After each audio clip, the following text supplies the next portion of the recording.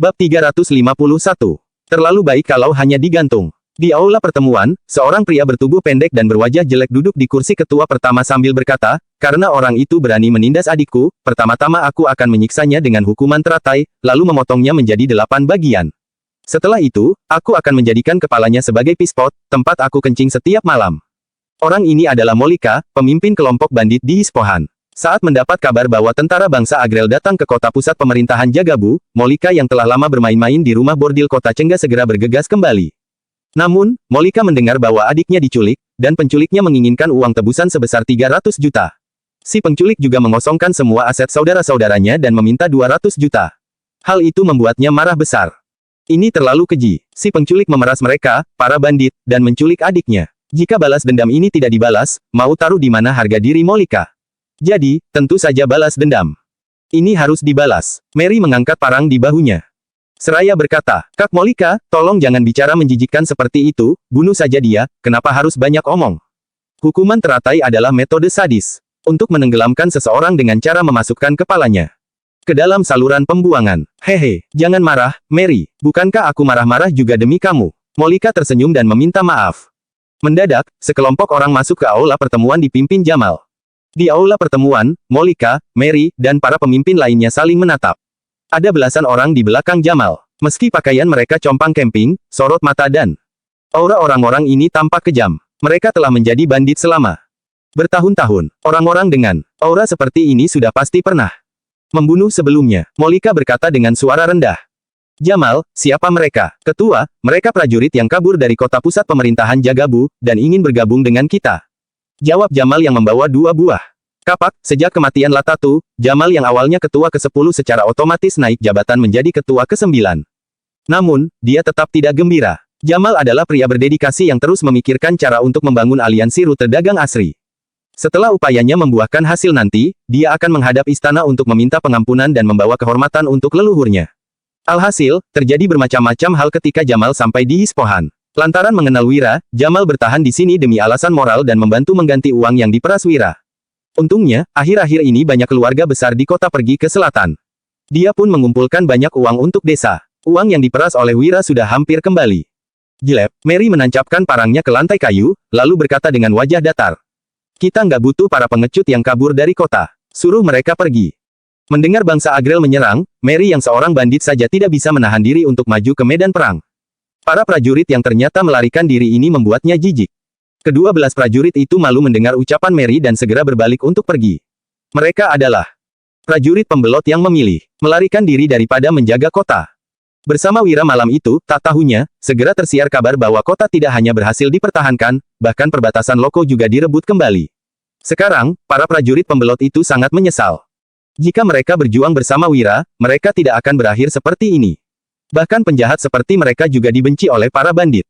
Molika mengulurkan tangan untuk menahan mereka seraya berkata, "Tunggu dulu, kudengar, Panglima Yuda mengambil alih komando dan membunuh Raja Tanui, lalu mengalahkan 100.000 kavaleri bangsa Agrel. Ceritakan padaku bagaimana Panglima Yuda melakukannya." Mary mengerutkan alis dan bersiap mendengarkan. Bab 352. Mary dan Molika berasal dari Provinsi Cindera. Mereka melarikan diri ke kota pusat pemerintahan Jagabu dan menjadi penjahat di sana karena invasi bangsa Agrel. Mary dan kakak laki-lakinya mengagumi Panglima Dirga, Panglima Yuda, dan pasukan Zirah Hitam dari lubuk hati mereka yang terdalam. Keduanya kagum atas kemampuan mereka menghabisi bangsa Agrel. Namun, hanya ada sedikit orang yang tahu jelas bagaimana cara Panglima Yuda mengalahkan bangsa Agrel. "Panglima Yuda memang mengambil alih komando," ujar seorang prajurit.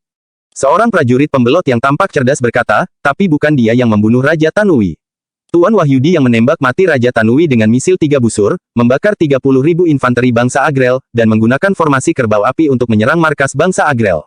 Rencana untuk berpura-pura menjadi prajurit bangsa Agrel demi merebut kembali perbatasan Loko seharusnya juga diusulkan oleh Tuan Wahyudi."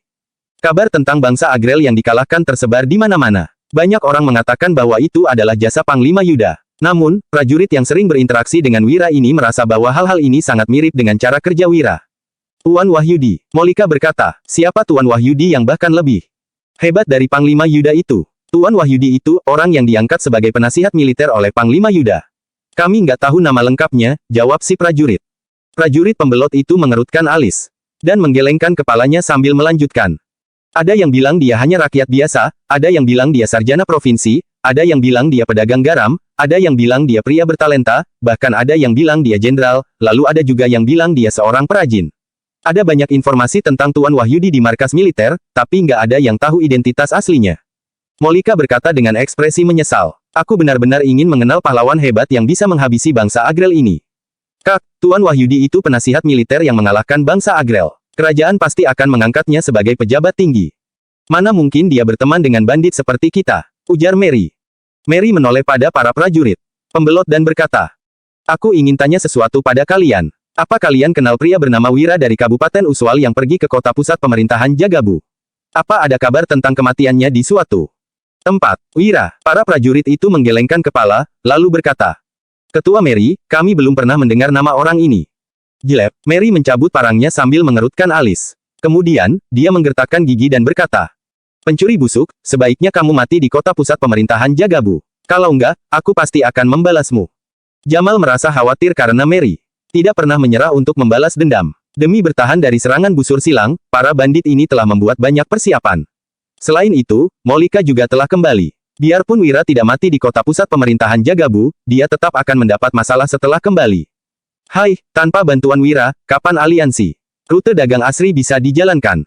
Di Dusun Darmadi, Desa Pimola, Kabupaten Uswal, 36 lilin menerangi sebuah rumah bata yang baru selesai dibangun, membuat rumah itu seterang siang hari. Di tengah ruangan, seorang wanita cantik tengah berbaring di dalam bak kayu baru yang mengepulkan uap panas. Dia menggosok lengan mulusnya dengan sabun dan berkata sambil tersenyum. Aku nggak ngangka bakal ada sabun di tempat terpencil begini. Gadis berpakaian ungu yang memegang pedang di sampingnya berkata, kamu benar-benar ingin menunggu dia kembali di sini? Kenapa enggak? Tanya Farel balik. Mata Farel berkata dengan mata berbinar.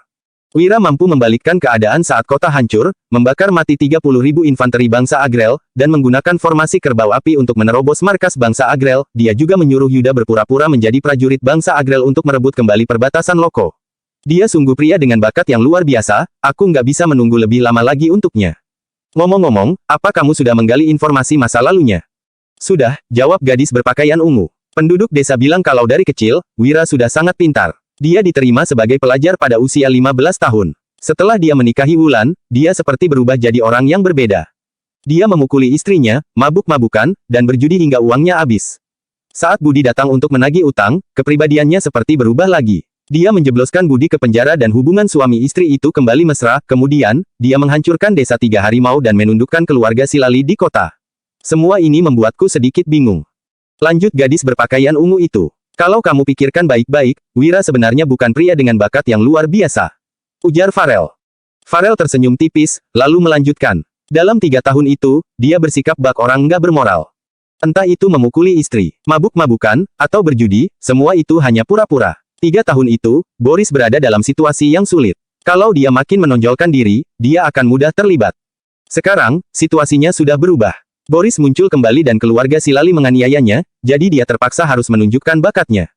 Gadis berpakaian ungu itu tertegun sejenak, lalu mengangguk. Farel terkekeh-kekeh sebelum bicara lagi. Apa kamu sudah menyadari apa kelemahannya? Gadis berpakaian ungu menggelengkan kepala dengan alis berkerut. Farel mendadak memegang dada gadis berpakaian ungu itu. Lalu tersenyum jahat dan berkata, ternyata memang benar, wanita berdada besar itu nggak berotak. Kelemahan fatal sesederhana itu bahkan nggak kamu sadari. Bab 353. Gadis berpakaian ungu mendengus pelan, lalu menjawab. Iya, memang yang berdada kecil itu yang pintar. Farel menundukkan kepalanya dan mengerutkan alis. Saat dia melihat ke dada gadis berpakaian ungu itu lagi, dia tidak bisa menahan diri untuk menggertakkan giginya. Gadis berpakaian ungu berkata sambil tersipu. Apa pria secerdas itu punya kelemahan? Dengan binar di mata indahnya, Farel berkata. 3 tahun lalu, Wira bahkan berani menikah Wulan, putri dari keluarga Linardi yang hampir dibantai. Dia benar-benar pria bernafsu besar yang nekat.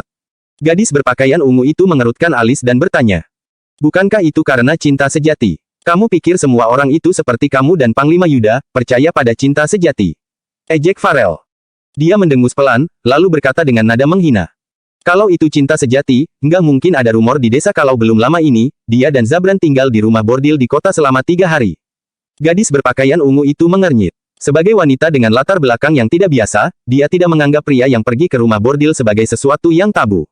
Namun, ada wanita secantik apa di rumah bordil kota kecil itu, hingga layak untuk ditinggali selama 3 hari. Menurut gadis berpakaian ungu, Wira tampaknya memiliki selera yang sangat buruk. Terus masih wanita bernama Dian itu. Tambah Farel. Farel mendengus pelan sebelum melanjutkan. Jelas-jelas wanita itu sudah ditangkap oleh bandit Ispohan, tapi Wira masih mendambakan kecantikannya. Hanya dengan membawa 10 orang, dia berani melawan 500 hingga 600 bandit dan menyelamatkan wanita cantik itu. Dia nggak peduli dengan reputasi Dian. Sebagai istri pembawa sial. Dia bisa disebut apalagi kalau bukan pria bernafsu besar yang nekat. Gadis berpakaian ungu itu tertegun sesaat, lalu berkata, "Kalau didengar dari ceritamu, orang itu rasanya memang mata keranjang. Yang namanya pria itu, selalu suka yang baru dan benci yang lama. Sama wanita tercantik sekalipun, pria akan bosan setelah waktu yang lama." Ujar Farel. Farel lantas melanjutkan, dengan kemampuannya, sulit untuk membuatnya tertarik dengan iming-iming uang atau jabatan. Hanya wanita cantik yang bisa memenangkan hatinya. Jadi, aku putuskan untuk tinggal dan mengumpannya dengan wanita cantik. Gadis berpakaian ungu berkata dengan terkejut, "Kamu ingin menggunakan tubuhmu sebagai umpan?" Farel mengedipkan matanya seraya berkata, "Enggak, kamulah yang akan menggunakan tubuhmu sebagai umpan. Kamu wanita tercantik di Provinsi Donosobo saat ini, kamu jauh lebih cantik dariku. Asalkan kamu berdandan sedikit dan menunjukkan penampilanmu yang luar biasa cantik itu, kamu pasti bisa memikatnya." Kemudian, dia akhirnya akan jatuh ke tangan keluarga Barus. Dengan ekspresi yang berubah dingin, gadis berpakaian ungu itu menolak. "Enggak, aku enggak akan membantumu. Kamu enggak membantuku, tapi membantu dirimu sendiri." Bujuk Karel. Dia tersenyum tipis sebelum melanjutkan. "Bukankah kamu selalu ingin membalas dendam ayah, ibu, kakak, dan adikmu? Tapi, di dunia ini nggak banyak orang yang bisa membantumu balas dendam. Selama dia bergabung dengan keluarga Barus, dendammu bisa segera terbalaskan." Gadis berpakaian ungu itu tampak sedih dan bimbang, Farel berkata lagi dengan nada rendah.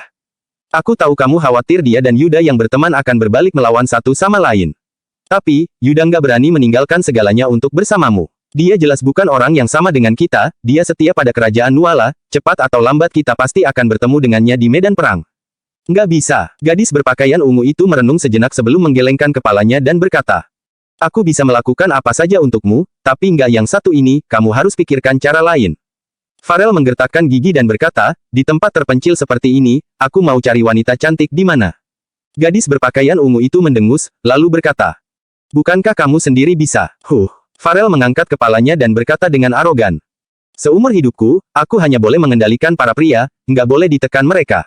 Jadi, cuma kamu yang bisa." "Nggak mau," tolak gadis berpakaian ungu. "Ayolah, sayang," bujuk Farel. "Nggak," ujar gadis berpakaian ungu, tetap pada pendiriannya. "Ayolah, cantik," kata Farel yang tetap tidak mau menyerah.